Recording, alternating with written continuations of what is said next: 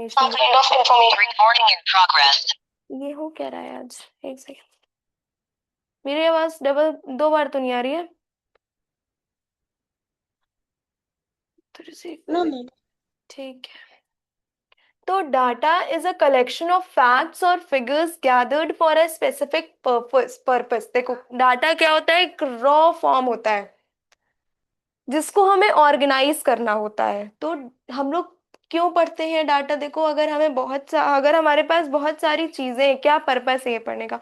हमारे पास बहुत सारी चीजें हैं रॉ फॉर्म में डाटा है, तो हमको उसको ऑर्गेनाइज करना पड़ेगा, तब हम उसके बारे में स्टडी कर सकते हैं। तो हमारे पास एक रॉ फॉर्म में इंफॉर्मेशन है, जो रॉ फॉर्म में डाटा है, उसको हमें एक सिस्टमैटिक वे में ऑर्गेनाइज करना है।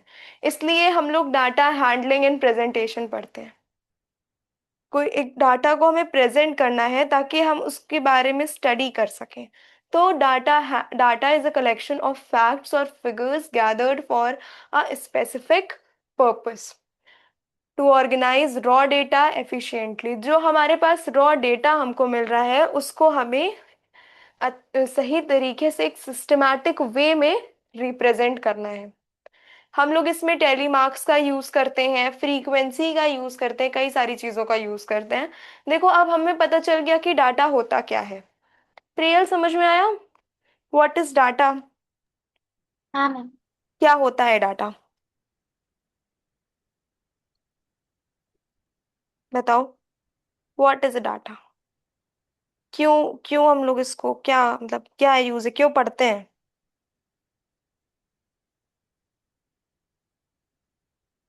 नो मैम, मुझे मतलब उतने अच्छे से आया नहीं, थोड़ा बहुत आया था। पूछते हैं जब डाटा, रॉ इंफॉर्मेशन जो हमारे पास होती है, जैसे हमारे पास बहुत सारी चीजों की इंफॉर्मेशन, एक एक ही चीज की हमारे पास कई अलग अलग तरीके से इंफॉर्मेशन है। ठीक है, और हमको उसको एक सिस्टमैटिक ढंग में लिखना है, एक सिस्टमैटिक वे में लिखना है, तो उसके लिए हम लोग डेटा हैंडलिंग का यूज करते हैं। जैसे कि इसमें क्वेश्चन दिया हुआ है,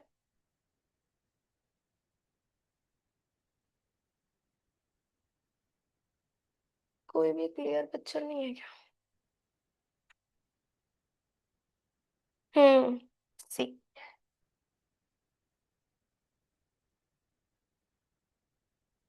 दिस इज आवर डाटा।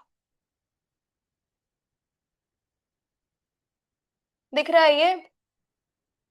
यहाँ पे क्या लिखा हुआ है? Marks of 20 students in maths test. Sapna, आपको ये इमेज क्लियरली दिख रही है? Ma'am can you zoom it a little more? हाँ, मैम थोड़ा सा और जूम कर दीजिए। थोड़ा सा और जूम कर दे। अब ठीक है? Yes ma'am, thank you. Hmm. तो क्या लिखा हुआ है? Marks of 20 students in maths test. ये 20 स्टूडेंट्स के मैथ्स टेस्ट के क्या लिखे हुए हैं? नंबर्स लिखे हुए हैं, मार्क्स लिखे हुए हैं कि उनको 20 स्टूडेंट्स को मैथ्स के टेस्ट में कितने मार्क्स मिले हैं। ठीक, अब कितने मार्क्स मिले हैं? 11 4। अब टीचर क्या कर, मान लो एक टीचर मार्क्स लिख रही है, उन्होंने एक शीट पे क्या किया कि 20 स्टूडेंट्स के मार्क्स लिख लिए। अब किसी को 11 मार्क्स मिले हैं, किसी को 4 मार्क्स मिले हैं, किसी को 27 मिले हैं, किसी को 18 मिले हैं, किसी को 3 मिला है, किसी को 3 मिला है। तो जितना भी मिला है उसको उन्होंने कलेक्ट कर लिया। तो इसको हम लोग क्या बोलेंगे? Raw information. इसको हम लोग बोलते हैं रॉ इंफॉर्मेशन। अब ये हमको नहीं पता कि कितने बच्चों को 3 मार्क्स मिला है, कितने बच्चों को 11 मिला है, कितने बच्चों को 18 मिला है, ये सब हमको नहीं पता है अभी। हमें पता करना है। तो अब हम ये कैसे पता करेंगे? अब हम एक एक चीज को काउंट करके पता करना शुरू करें तो वो हमारे लिए ज्यादा टफ है। हम अगर इसको एक टेब्यूलर फॉर्म में लिख लेंगे तो वो हमारे लिए ज्यादा इजी पड़ेगा। Sapna, any problem? No ma'am, ये anything? Yes, sorry. Ma'am no problem. Okay, तो अब हमको इसको क्या करना है? ये जो हमारे पास रॉ इंफॉर्मेशन दी हुई है इसको हमें टेबुलर फॉर्म में बना के लिखना है। तो हम लोगों ने एक टेबल बनाई, ठीक, उसको उसको हम लोगों ने 3 कॉलम्स में डिवाइड कर दिया उस टेबल को। फर्स्ट कॉलम में क्या लिखा, maths test, marks in maths test, मतलब मैथ्स के टेस्ट में कितने कितने नंबर्स मिले हैं। किस 3 मिला है, 4 मिला है, देखो 3 है, 4 है, तो ये सारी चीजों को पहले हम लोगों ने लिख लिया। अब 3 मार्क्स कितने बच्चों को मिला है, मीन्स जैसे यहाँ पे 20 स्टूडेंट्स के मार्क्स लिखे हुए हैं, तो 20 स्टूडेंट्स में से 3 मार्क्स कितने बच्चों को मिला है, ये चीज यहाँ पे लिखी हुई है। अब अभी हम बताते हैं कि टैली मार्क्स कैसे लिखते हैं और फ्रीक्वेंसी का क्या मतलब होता है। ठीक।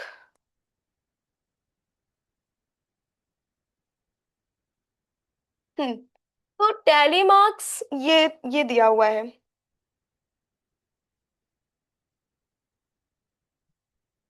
देखो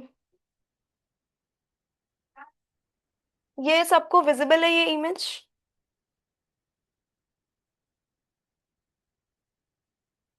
ये यस मैम। इमेज, ये एकदम क्लियर है ना।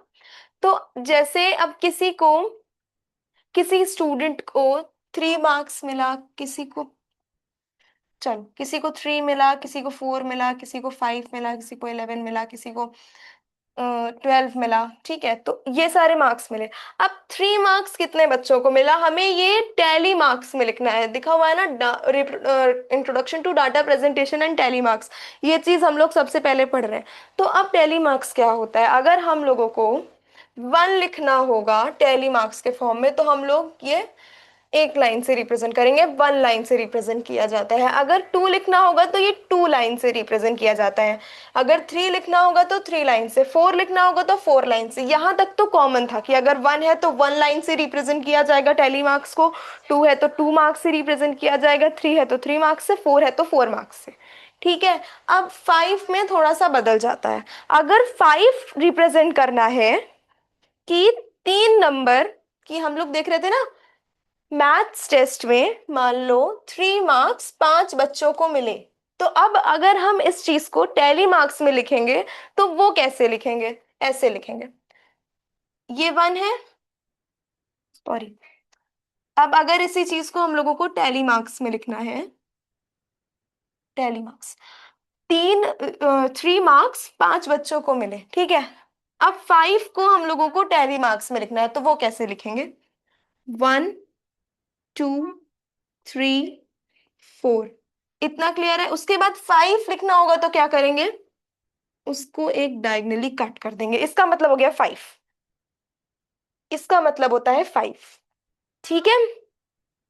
सपना समझ में आया, प्रियल समझ में आया कि टैली मार्क्स में हम कैसे लिखते हैं। हाँ मैम। सपना, आपको समझ में आया। Yes ma'am. हाँ। तो अब 6 7, अब 6 हम लोगों ने कैसे लिखा है, 1 2 3 4 5 1 6, 7 1 2 3 4 5 6 7 8 1 2 3 4 5 6 7 8, ठीक। 1 2 3 4 5, ओ सॉरी, 4 5 6 7 8 9, अब 10 लिखना है तो 1 2 3 4 5 6 7 8 9 10, तो ये 10 हो गया, ऐसे ही लिखा हुआ है ना।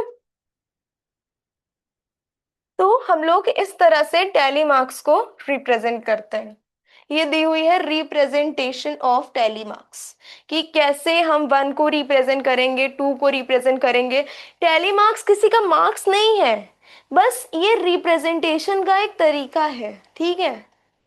जैसे कि हमको यहाँ पे इस क्वेश्चन में हमने देखा था हम्म, कि 11 मार्क्स, सॉरी 11 मार्क्स कितने बच्चों को मिले हैं, 5 स्टूडेंट्स को मिले हैं। तो 5 हम लोगों ने टैली मार्क्स में कैसे लिखा, 1 2 3 4 5।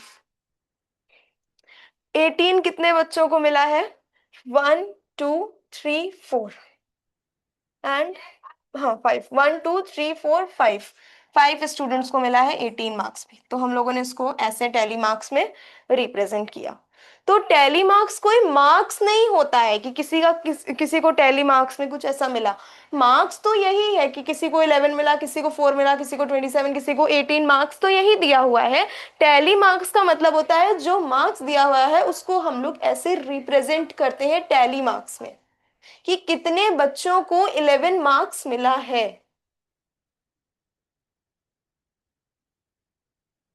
समझ में आ रहा है?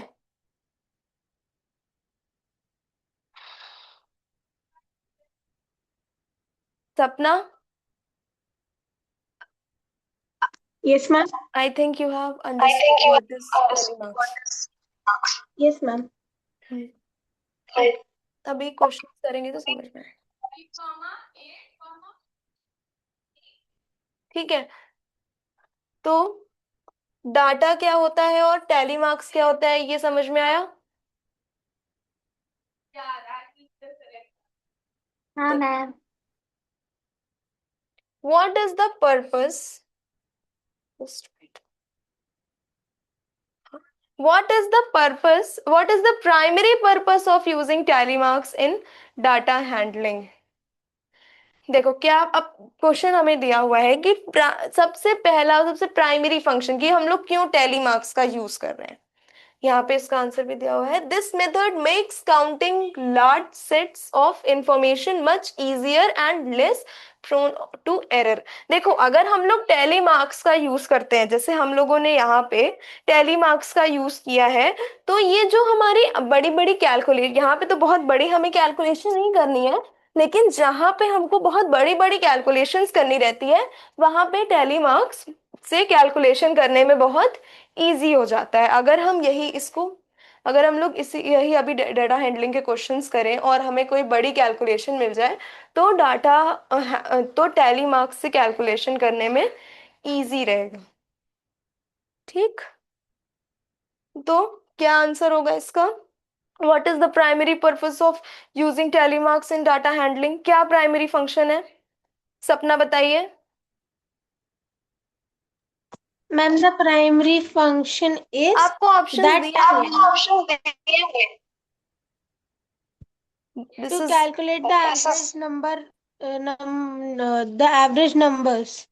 No, Third option. No, Ma'am, options. Second. Option second, very good. Second, very good. देखो, म्यूट योरसेल्व्स। हम लोगों को ऑलरेडी अभी ऊपर बताया गया था, this method makes counting large sets of information much easier and less prone to error. ये जो मेथड है टेली मार्क्स का, ये हमारी जो कैलकुलेशन होती है डाटा हैंडलिंग में, इसको इजी बना देता है। जो भी बड़ी बड़ी कैलकुलेशंस है उसको डेटा टैली मार्क्स इजी बना देता है। तो क्या लिखा हुआ है? To organise and count raw data easily. जो भी हमारे पास रॉ इंफॉर्मेशन दी हुई है, जैसे हमने एक एग्जांपल अभी देखा था कि मैथ्स के टेस्ट का मार्क्स दिया हुआ था, तो मार्क्स क्या था? हमारे पास रॉ इंफॉर्मेशन थी और हमने उसको टेबुलर फॉर्म में कन्वर्ट करके लिखा था। देखो 3 कॉलम्स उसमें थे, marks of maths test, tally marks, और थर्ड था फ्रीक्वेंसी। अभी फ्रीक्वेंसी मैंने नहीं बताई, बताऊंगी। ठीक, और जब आप क्वेश्चंस करेंगे डाटा हैंडलिंग के, तो उसमें क्या होगा, आपको एक क्वेश्चन दिया होगा, क्वेश्चन में मे बी टेबल बनी हो, मे बी आप लोगों को रॉ इन्फॉर्मेशन दी हो, रॉ इन्फॉर्मेशन से टेबल बना करके फिर कुछ क्वेश्चंस के आंसर देने होते हैं।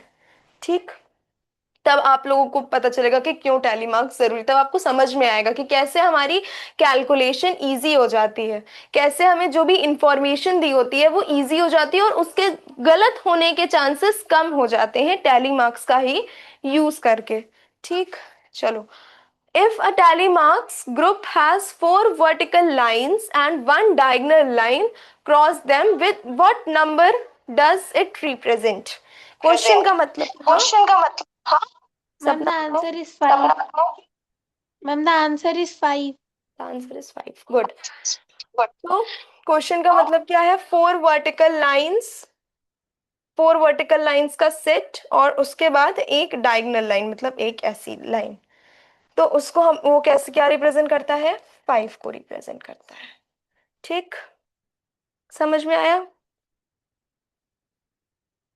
इस स्लाइड पे समझ में आया कि डेटा क्या होता है और टैली मार्क्स क्या होता है और टैली मार्क्स का हम लोग यूज क्यों करते हैं?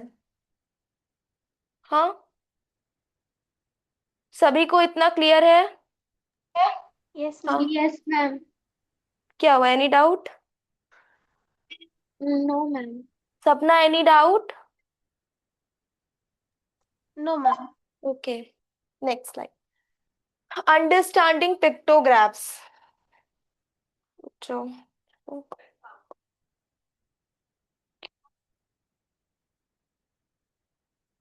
देखो, ये एक पिक्टोग्राफ दिया हुआ है,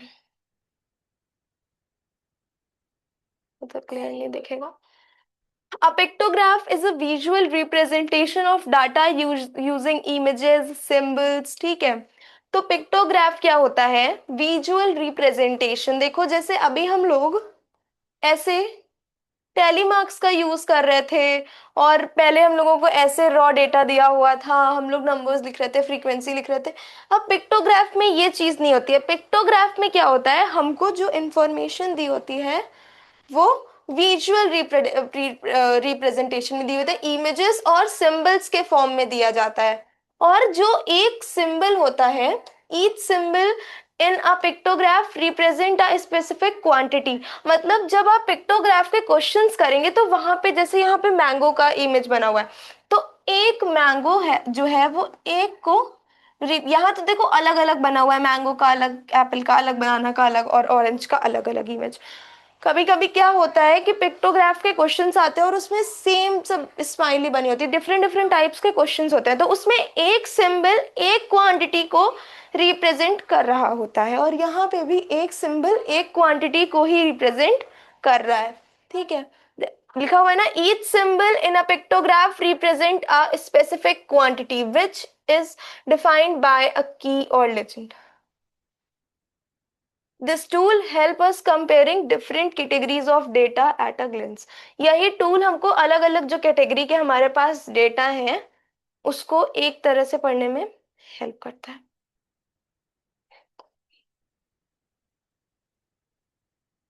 चलो, ये है एक पिक्टोग्राफ का टेबल। यहाँ पे जो हमें इमेजेस दी हुई हैं ये हमारा डाटा रिप्रेजेंट कर रही है, मतलब 1 2 3 4, 4 मैंगोज। ऐसे भी क्वेश्चंस देखो, अभी ये तो बहुत इजी सी चीज है, 4 1 2 3 4 5 6 7। ठीक, 1 2 3 4 5 6। ठीक, यहाँ पे तो सिर्फ नंबर हम लिख रहे हैं क्योंकि यहाँ हमें कोई क्वेश्चन नहीं दिया हुआ है कि क्वेश्चन क्या सॉल्व करना है, क्या क्या करना है, ये सारी चीजें हमको यहाँ पे नहीं दी हुई हैं। तो ये एक पिक्टोग्राफ का टेबल है।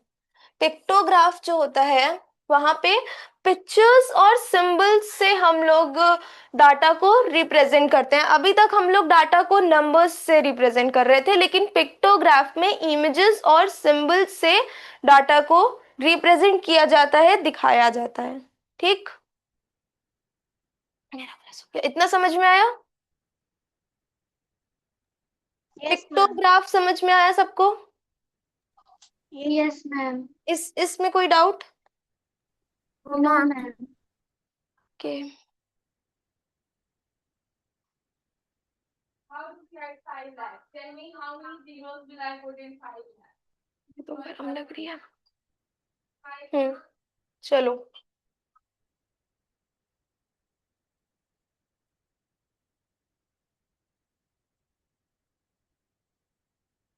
बताओ, what is the role of a key in pictograph?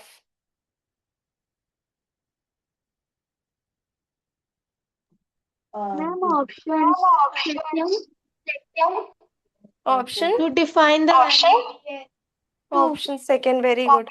Second चलो, if a symbol of fruit represents 10 units, how many fruits are represented by 4 each symbols? 40।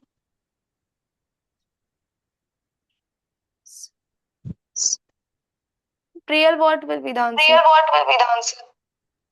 Ma'am जो ये क्वेश्चन है तो वो मेरे को अच्छे से आ नहीं रहा। If a symbol of fruit represents 4 units, अगर एक, मतलब एक सिंबल फ्रूट का, देखो क्वेश्चन फिर से पढ़ो, क्या क्वेश्चन दिया है, पढ़ो। If a symbol of a fruit represent 4 units, how many fruits are represented by 4 each symbols? First option 14, second 4, then 40 and then 400. बताओ। मैम प्रियल, मुझे आ नहीं रहा है। आरोही।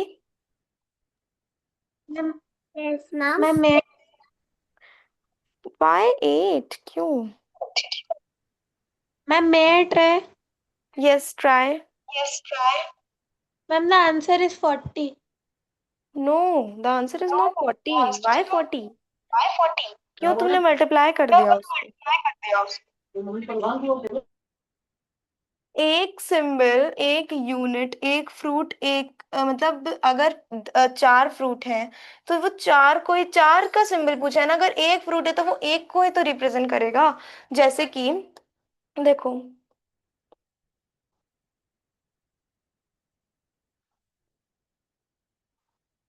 जैसे यहाँ पे 7 फ्रूट्स दिए हुए हैं तो 4 फ्रूट्स, 4 एप्पल्स, मान लो हम लोग ले लें 1 2 3 4, तो ये 4 एप्पल्स को ही तो रिप्रेजेंट करेंगे ना, 70 को थोड़ी रिप्रेजेंट करेंगे।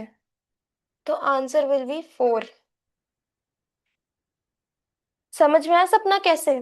देखो, अगर एक हमारे पास एक सिंबल है तो वो एक को ही रिप्रेजेंट करेगा। जैसे 10 सिंबल दिए हुए हैं, 10 यूनिट्स फ्रूट्स की दी हुई है, तो वो 10 यूनिट्स एक फ्रूट को, जैसे 10 अलग अलग फ्रूट्स है, 10 एप्पल्स हमें दिए हुए हैं, तो एक एप्पल का मतलब तो एक ही एप्पल होता है ना।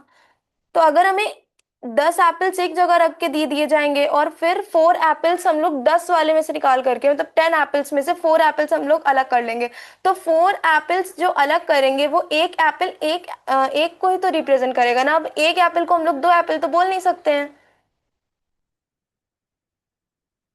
है ना। तो एक एप्पल एक सिंगल यूनिट रिप्रेजेंट करता है। समझ में आया? तो एक सिंबल एक सिंगल चीज को रिप्रेजेंट करेगा।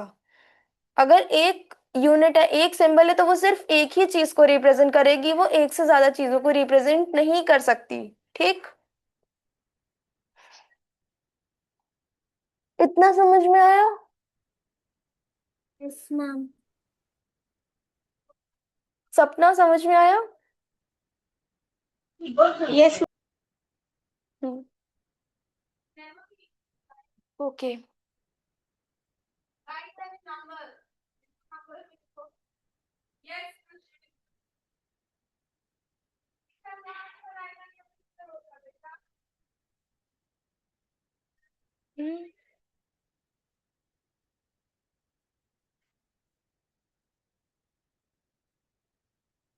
What is the purpose of a की?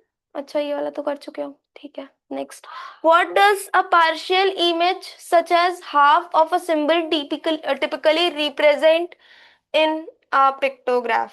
बताओ।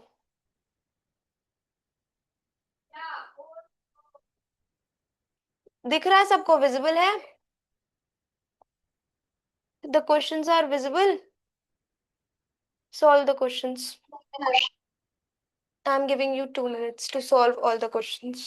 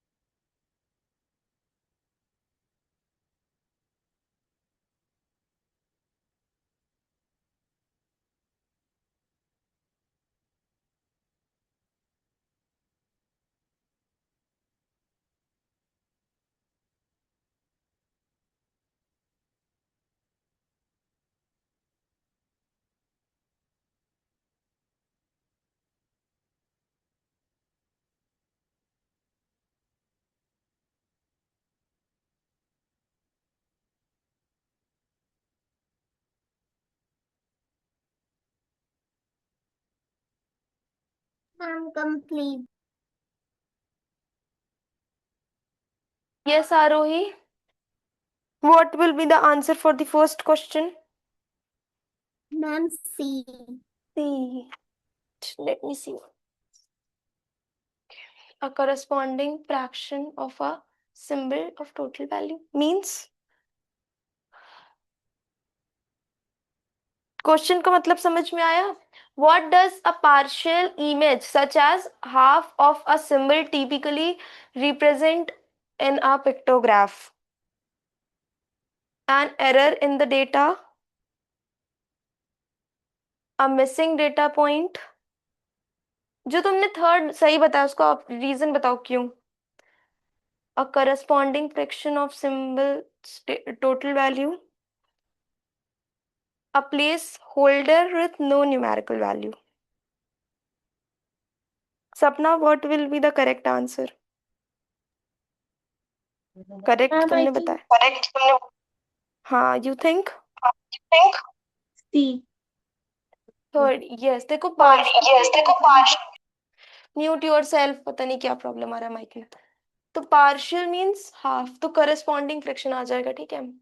टोटल सिंबल का मतलब आधा सिंबल आ जाएगा, ठीक। अगर हाफ इमेज है तो half. How does you calculate the total amount for a specific category in a pictograph?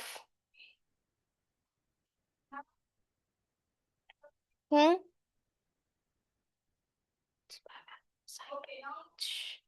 ये तो अभी किया ही नहीं है, अभी तो क्वेश्चन नहीं किया ना इसके, हटा दो इसको। चलो, why are pictograph considered effectively in educational setting? Can I give the answer? Yes, Aarohi. Ma'am hmm, second one. हाँ सेकंड का आंसर पूछ रहे हैं सपना। आपको क्वेश्चन समझ में आ रहे हैं? Yes ma'am. क्या कह रही हैं आप? यस मैम आ रहे हैं समझ में। हाँ तो इसका आंसर बताइए, सेकंड क्वेश्चन का इसका क्या आंसर होगा? Why are pictograph considered effective in educational setting? क्योंकि ये कॉम्प्लेक्स चीजों को, कॉम्प्लेक्स इंफॉर्मेशन को विजुअल के थ्रू इजी कर देते हैं, इस वजह से, ठीक। उसके बाद रियल समझ में आया? हाँ मैम। व्हाट हैपेंस अपना? Nothing ma'am. बार ग्राफ्स कंस्ट्रक्शन। अब एक होता है बार ग्राफ, वो क्यों इसको बोलते हैं बार ग्राफ। ये बना हुआ है देखो, दिख रहा है, ये इमेज दिख रही है? Yes ma'am. Yes ma'am. Hmm, पहले देख लो बार ग्राफ होता क्या है।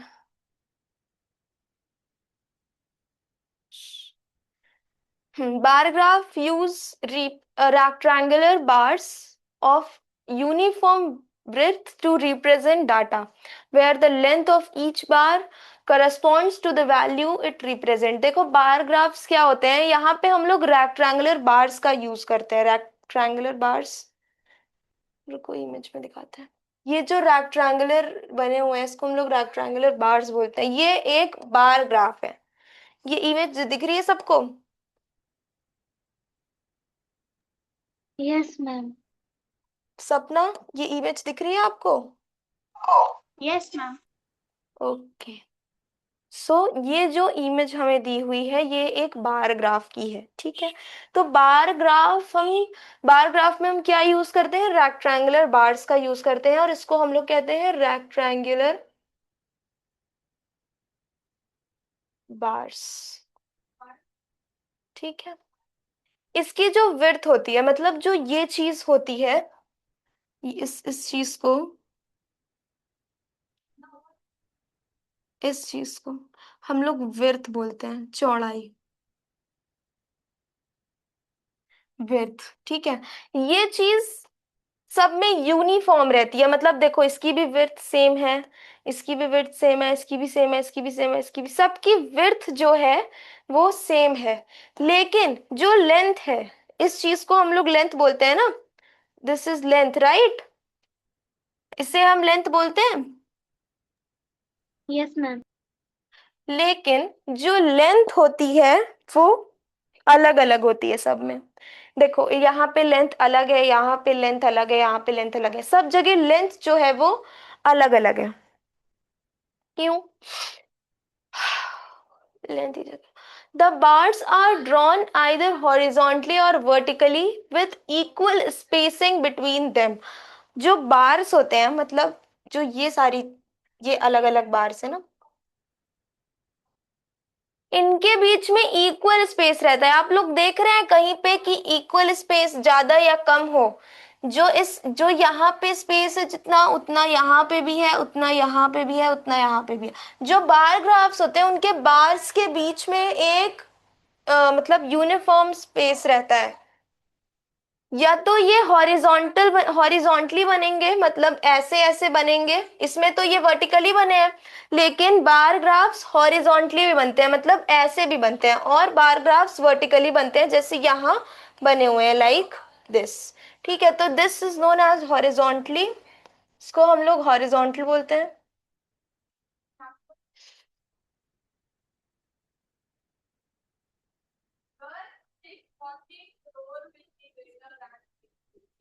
ठीक, और ये है वर्टिकल। ठीक, वर्टिकली अपोज।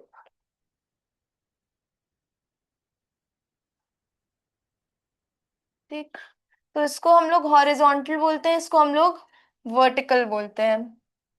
अब ये जो हमारा वर्टिकल बार ग्राफ बना हुआ है, ये जो वर्टिकली बार ग्राफ बना हुआ है, इसके बीच में एक इक्वल स्पेस रहती है। यहाँ पे सबके बीच में कैसी स्पेस है? इक्वल स्पेस है। कैसी स्पेस है? इक्वल। ना कहीं ज्यादा है ना कहीं कम है, सारे बार ग्राफ्स के बीच में, यहाँ पे देखो, यहाँ से देखा जाता है, सारे बार ग्राफ्स के बीच में एक इक्वल स्पेस है। ठीक। They are excellent for comparing quantities across different categories clearly. अब देखो, अलग अलग कैटेगरीज की जो क्वांटिटी होती है उसको बताने के लिए ये बहुत अच्छी चीज है, बहुत इफेक्टिव मेथड है ये। ठीक, समझ में आया? लेंथ ब्रेथ कैसी, ब्रेथ सबकी इक्वल रहेगी, इसकी ब्रेथ इक्वल है इससे, इसकी बीच का स्पेस यहाँ का जो रहता है वो इक्वल रहता है, लेकिन जो उसकी लेंथ होती है वो अलग अलग हो सकती है। अब कैसे अलग अलग हो सकती है वो हम लोग इस बार ग्राफ की हेल्प से समझेंगे। ये एक बार ग्राफ हम लोगों को बना के दिया हुआ है। ठीक, इतना समझ में आया सपना, कि बार ग्राफ होता क्या है, उसकी विड्थ कैसी होती है, वो कैसे रिप्रेजेंट किया जाता है, कैसे रिप्रेजेंट किया जाता है बार ग्राफ को, कैसे रिप्रेजेंट करते कैसे हैं? रिप्रेजेंट करते हैं? Ma'am in rectangular bars. Rectangular bar से रिप्रेजेंट करते हैं। ये हॉरिजॉन्टली भी हो सकते हैं और वर्टिकली भी हो सकते हैं, मतलब हॉरिजॉन्टल भी हो सकते हैं और वर्टिकल भी हो सकते हैं। ठीक, इसकी लेंथ अलग अलग होती है, और इन इन सब के बीच का स्पेस इक्वल होता है। समझ में आ गया इतना? अब आगे चलते हैं। देखो, फिर ये क्लियर। अब बार ग्राफ बनता कैसे है, ये बना कैसे, कैसे हम लोग एक बार ग्राफ को बना सकते हैं? हम लोगों ने देख लिया पिक्टोग्राफ और एक रॉ डेटा का चार्ट कैसे बनता है, वो देखेंगे अभी। चलो, बार ग्राफ। बार ग्राफ देखो, यहाँ पे हम लोगों को 2015 का डाटा दिया हुआ है, 16 का दिया हुआ है, 17 का दिया हुआ है, 18 का दिया हुआ है, 19 का दिया हुआ है। यहाँ कोई स्पेसिफिक क्वेश्चन नहीं दिया हुआ है जिसकी हेल्प से हम आपको सॉल्व करके बता सकें। लेकिन हाँ, ये बता सकते हैं कि ये जो लेंथ है वो डिफर कैसे कर रही है। ठीक है, यहाँ पे जो ऑरेंज बार्स हैं, मतलब ये जो ऑरेंज बार्स बने हुए हैं, ये किसको रिप्रेजेंट कर रहे हैं? ये इंग्लिश को रिप्रेजेंट कर रहे हैं। ऑरेंज बार्स किसको रिप्रेजेंट कर रहे हैं? इंग्लिश को रिप्रेजेंट कर रहे हैं। और ब्लू बार्स साइंस को रिप्रेजेंट कर रहे हैं। ठीक है, यहाँ पे जो एक यूनिट लेंथ हमें दी हुई है, मतलब जो ये एक यूनिट की लेंथ दी हुई है, ये ये यहाँ से यहाँ तक, फिर 10 से 15 तक, फिर 15 से 20 तक, 20 से 25 तक, 25 से 30 तक, ये लेंथ 5 बुक्स के बराबर है। देखो दिया हुआ है ना, 5, 10, 15, 20, 25, 30, ये 5 बुक्स के बराबर दिया हुआ है। देखो लिखा है 1 यूनिट इक्वल्स टू 5 बुक्स। ठीक, तो टू 2015 से अगर हम लोग देखना शुरू करें, तो 2015 में इंग्लिश की ज्यादा बुक्स यूज हुई थी कंपैरेटिवली साइंस की। मींस देखो डाटा हम लोग लिखते चलते हैं।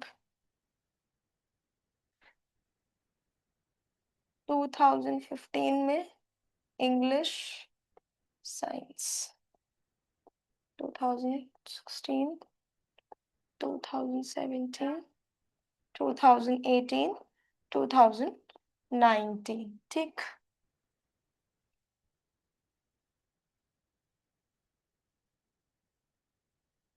हम्म, ठीक। देखो 2016 15 में इंग्लिश की 30 बुक्स, और साइंस की बताओ, how many science books How are many use? science books are used? 20. 20। 20. In 2016? In 2016, 35 English and 40 science.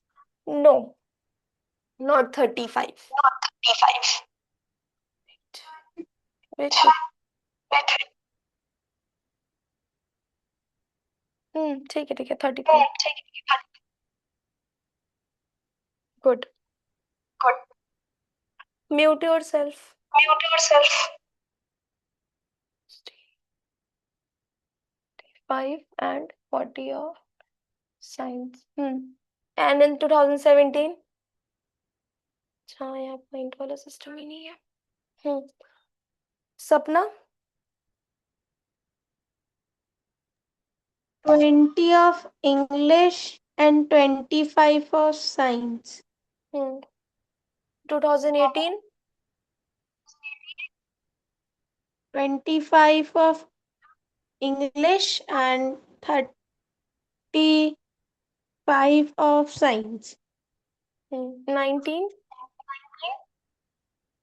40 of English and 20 of science. Good. So I think you have understood about bar graph, that what are bar graphs. यहाँ Yes, पे ma'am. जो हमें scale दिया हुआ है वो years का scale दिया हुआ है, मतलब ये अलग अलग ईयर्स हमको दिए हुए हैं, और यहाँ पे नंबर ऑफ बुक्स, कितनी बुक्स हैं और किस सीजन में किस ईयर में कितनी बुक्स यूज हुई हैं, ये हमें बताया गया है। ठीक, समझ में आया? Just Yes. 2 minutes।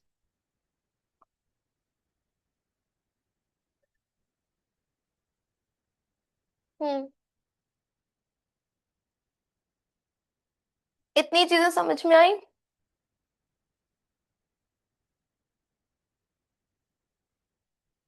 Priyal, Sapna and Aarohi. Yes, ma'am. Yes, ma'am. Okay, any doubt? No, यहाँ ma'am. तक कोई भी डाउट आप लोगों को? कोई भी डाउट आप लोगों को? बोलिए। No, सपना, कोई डाउट यहाँ तक? ma'am. हम्म No, ma'am. No, ma'am. मेरी आवाज क्यों बैक हो रही है आज?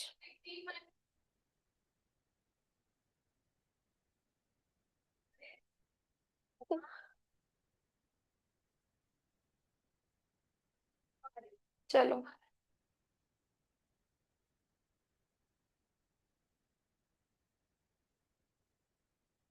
बताओ, what is a key requirement when drawing a bar graph?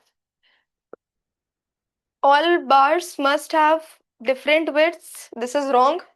देखो, की रिक्वायरमेंट क्या होती है जब हम एक बार ग्राफ बना रहे होते हैं, तो ये हमारा एक एमसीक्यू टाइप का क्वेश्चन दिया हुआ है, और हमको रिक्वायरमेंट पूछिए कि अब अगर हम एक बार ग्राफ को ड्रॉ कर रहे हैं, तो उसका एक की रिक्वायरमेंट क्या होगा? तो पहला, all bars must have different width.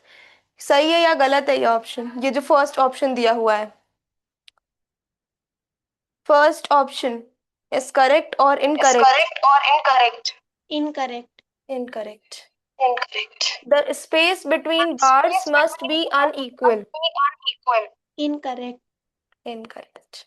Incorrect. Bars must have Bars uniform must width have and uniform equal width spacing. and spacing. Correct. Correct, good. चलो तो, चलो तो our key requirement when we are drawing a bar graph is bars must have bars uniform must width have and equal spacing. uniform Okay. spacing. Okay. In a bar graph, what does the length What of the bar of the indicate? bar indicate? The total number. बताओ। बताओ।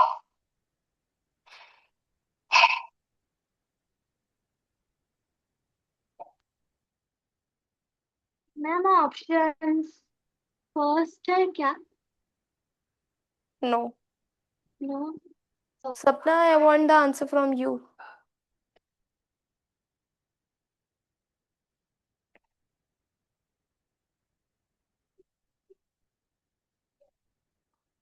The frequency or value of the data.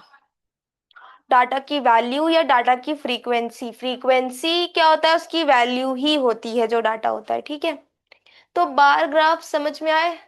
देखो, अगर आप concept समझ लोगे तो question करने में बहुत इजी होगा, ठीक। तो इसके पहले था पिक्टोग्राफ, और उस टेलीमार्क्स, और उसके बाद है बार उसके ग्राफ्स। तो बाद है ये बार। तीन चीजें तो समझ में ये आई? तीन चीजें समझ में आई? मैम मेरा बार्स ग्राफ में एक डाउट है। हाँ, पूछो। हाँ।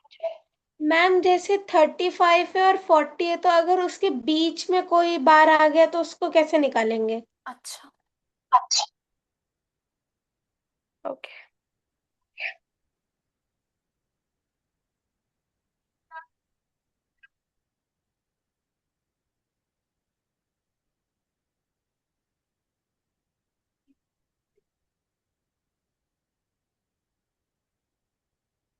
Good question. अभी तक किसी के दिमाग में नहीं आया।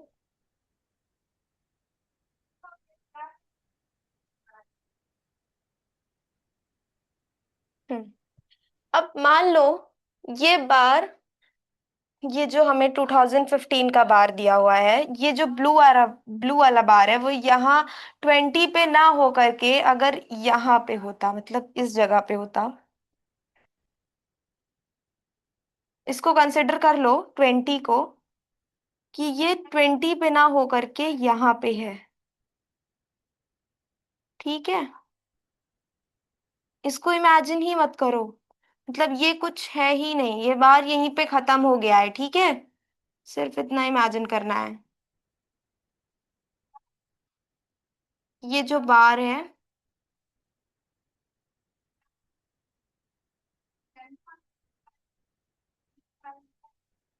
वो यहीं पे खत्म हो गया है। कहाँ पे खत्म हो गया है?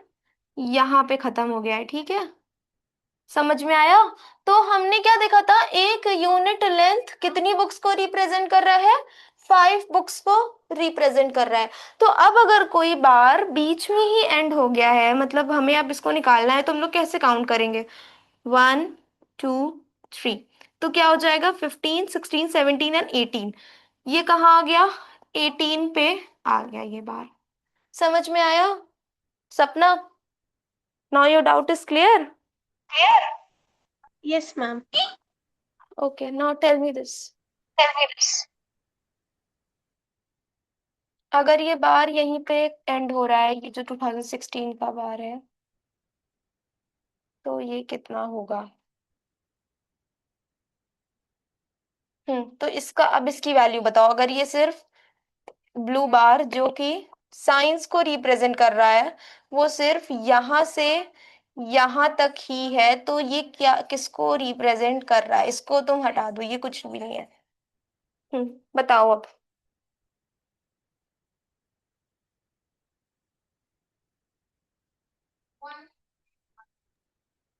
मैम 29 या 28 को। 29, वेरी गुड। ठीक, समझ गए? Now clear? यस। प्रियल, समझ में आया कि मैंने कैसे किया? हाँ मैम, मतलब थोड़ा बहुत आया। इसमें तो कुछ, अच्छा ठीक है, हम देखो अब जैसे हमने यहाँ पे 18 लिखा हुआ है, ठीक है। 18 ना, देखो अब यहाँ पे हम लोगों के देखो एक यूनिट में, ये जो हमारी एक यूनिट है, ये 20 से 25 के बीच का जो डिस्टेंस है, इसको हम लोग 1 यूनिट बोल रहे हैं। और 1 यूनिट मीन्स 5 बुक्स, 5 बुक्स, ठीक है। हम्म,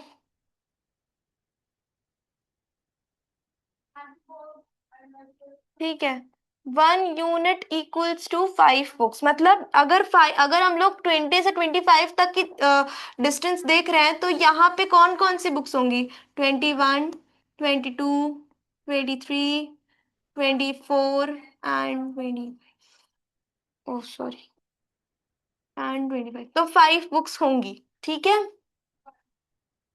तो अब हम लोगों ने, मान लो यहाँ पे कुछ किसी बार को एंड कर दिया, इसी बार को एंड कर दिया, तो क्या आ जाएगा? 21, 22 एंड 23 आ जाएगा। तो 23 हो जाएगा यहाँ पे। मतलब 2016 में इंग्लिश की 23 बुक्स यूज हुई हैं। कैसे कैलकुलेट किया? क्योंकि एक यूनिट 5 बुक्स के बराबर होती है, तो एक एक डिस्टेंस जो होगा वो एक यूनिट, वो एक बुक के बराबर होगा, ऐसे। समझ में आया अब? यस मैम, आ गया। अब समझ में आया प्रियल? Yes ma'am. ठीक है, अब बार ग्राफ में किसी को भी कोई doubt? Ma'am. No ma'am. Okay.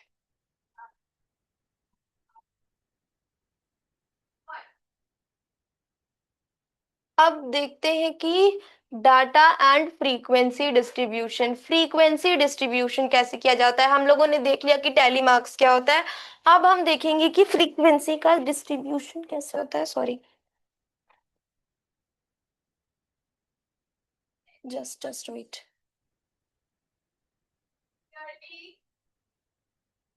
ये टेबल दिख रही है ना सबको? सबको यस। टेबल दिख रही है, ये वाली जो बनी हुई है? Yes ma'am. शान, ठीक है।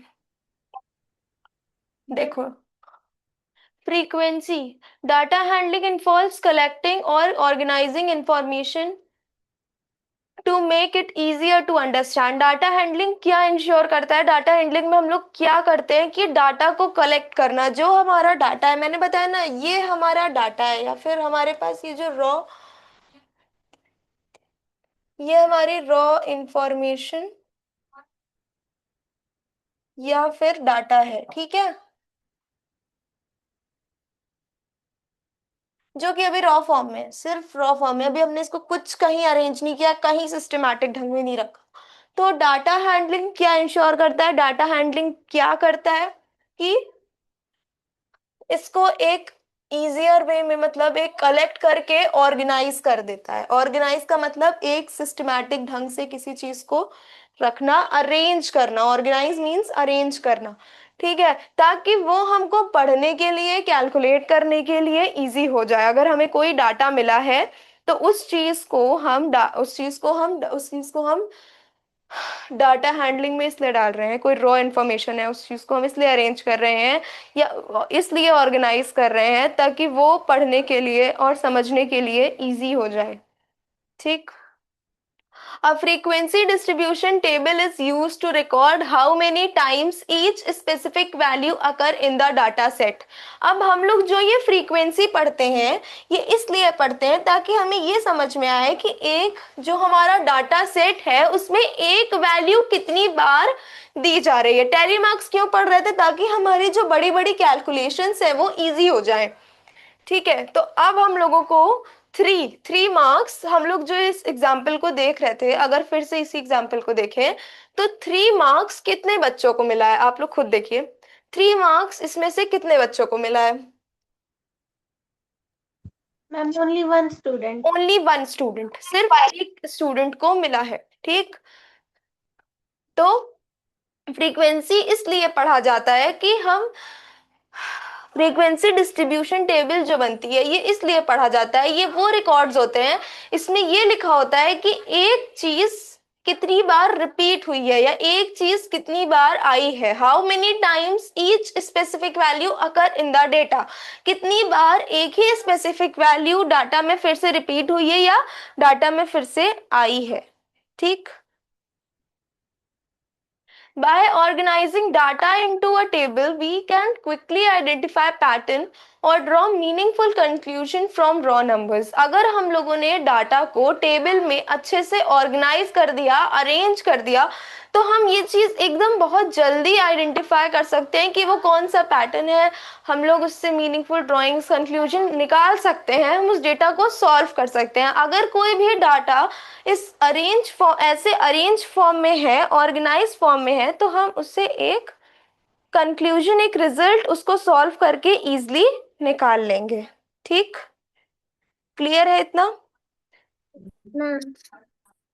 तो फ्रीक्वेंसी क्या होता है, जैसे अब देखो 4 मार्क्स कितने बच्चों को मिले हैं यहाँ से अगर हम काउंट करें तो ओनली 1 स्टूडेंट, तो हम लोगों ने टेली मार्क्स में भी उसको लिखा और फ्रीक्वेंसी में ऐसे लिखा। फिर 6 मार्क्स कितने बच्चों को मिले हैं, एक ही स्टूडेंट को मिला है, तो टेली मार्क्स में भी और फ्रीक्वेंसी में भी। तो ऐसे बनती है एक टेबल। अब ऐसे ही आपके पास एक क्वेश्चन आएगा, फिर कभी कभी ये टेबल बनी हुई आती है, कभी कभी सिर्फ ये एक रॉ डेटा लिखा हुआ आता है। रॉ डेटा जो लिखा हुआ आता है उसके हिसाब से आप लोगों को ऐसी ही एक टेबल बनानी है और इससे रिलेटेड क्वेश्चंस आते हैं, तो आप लोगों को उससे रिलेटेड क्वेश्चन सॉल्व करना हम बताएंगे। Okay.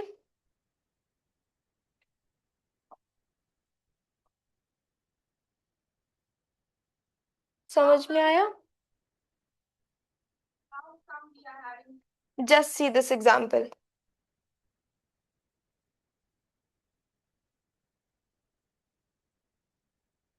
This image is visible. You all can see the image. Yes ma'am. Yes, ma'am. Okay. अब देखो यहाँ पे क्या दिया हुआ है, final maths grades of 20 grade 7 student, ये छोड़ दो, तो ये सब छोड़ दो, ये कुछ नहीं है। ये हमें एक सेट दिया हुआ है, मतलब एक टोटल नंबर्स का सेट दिया हुआ है। अब देखो 90 से 100 के बीच में यहाँ कितने नंबर्स हैं, 90 से 100 के बीच में कितना, सॉरी 96 से 100 के बीच में यहाँ कितने नंबर्स हैं, 96 टू 100 कितने नंबर्स हमें इस टेबल ये वाले बॉक्स में दिए हुए हैं, बताओ काउंट करके। मैम 3। बिटवीन 96 एंड 100, 96 और 100 के बीच में। मैम 1। 96 और कोई नंबर? No ma'am. तो फ्रीक्वेंसी में क्या आ जाएगा, फ्रीक्वेंसी सॉरी टैली मार्क्स में क्या आ जाएगा, 1, फ्रीक्वेंसी में भी 1। अब 91 से 95 के बीच में कितने नंबर्स हैं, 1, 1, 2, 2 नंबर्स राइट। यस। तो 1 2 एंड 2। उसके बाद बिटवीन 86 एंड 90, 1 2 एंड 3 ना, 3 right, between 86 and 90, tell me, 3 numbers right. Yes ma'am. Hmm. तो कैसे लिखेंगे टैली मार्क्स में, 1 2 3 and then 3। Okay. Then between 81 and 85, 1। Ma'am ma'am ma'am हाँ हाँ। मैम उसमें 5 होंगे ना? किसमें? वो जो 86 और 90 वाला है। अच्छा हाँ, ये दोनों भी तो है। Sorry, sorry sorry. 1 और 2, ठीक है 5 होंगे। 4 5 5, ठीक है। उसके बाद बिटवीन 81 और 85, तो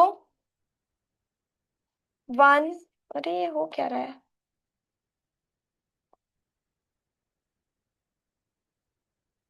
1 2 81, 87 भी तो है। मेरा क्या हो क्या रहा है, this is also a number right.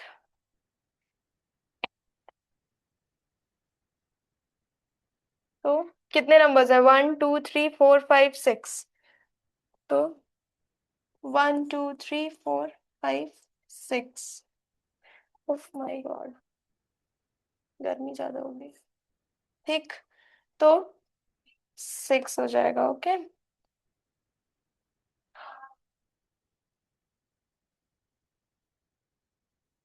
अब 81 से 85 के बीच में, ठीक, 83, 84, 90 तो जगह ही नहीं है।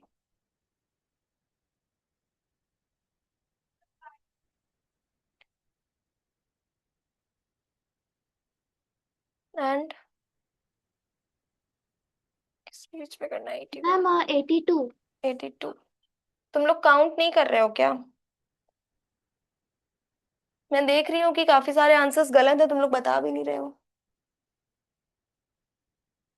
सपना, you are not counting, count and tell me. See, क्या टाइम हो रहा है? This will be the last question. हाँ बताओ, 96 टू 196, 191।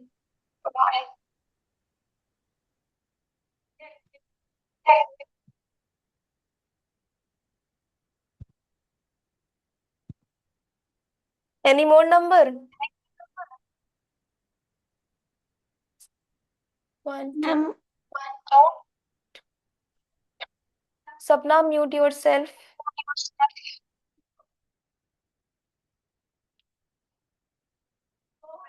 86 to 96,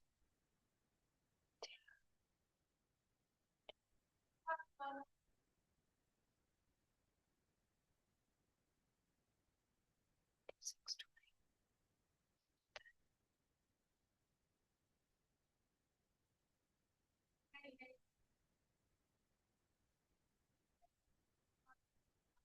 and 88 and 87, ओके। तो 1 2 3 4 एंड 4। अब 81, 1 2 3 4, और मेरा गर्मी चक्कर, 1 2 3 4 एंड 4। समझ आ रहा है? I want you all to write this question and I'll tell the answer tomorrow, okay? Actually, the time is exceed, okay? Sapna, have you understood?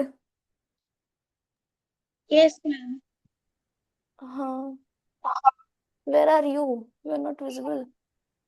Naira Arora, open your camera. Okay, I'll tell the answer tomorrow of this question, okay? Ma'am Class, okay, Sapna, you have to join the class from the same link at the same time tomorrow, okay? Class कैसी लगी आपको? Ma'am the class was overall good. Okay, any doubt? Ma'am, that one doubt was only there in bar graph. So that doubt was clear, or you have doubt? No, ma'am. Cleared. Cleared. Okay. So join the class tomorrow from the same link. Okay. Okay. Okay. Thank you, Sapna. You can leave. Class 6th, you all can leave. Thank you. Bye ma'am, thank you ma'am, Bye. Bye bye. Bye bye. Nashra, Simran, and Naira. I want you all to open your cameras. Good Naira, evening you are ma'am. in class. Good evening. Good evening, everyone. Ma'am आज हम कौन सा subject पढ़ेंगे? हाँ, आज good evening कौन सा ma'am. Subject पढ़ेंगे?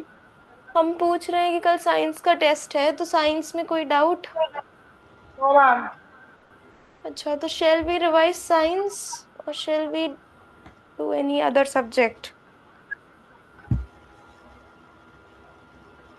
Naira, tell. मैम आप हाँ, मैम आप साइंस का न्यू चैप्टर करा दिए,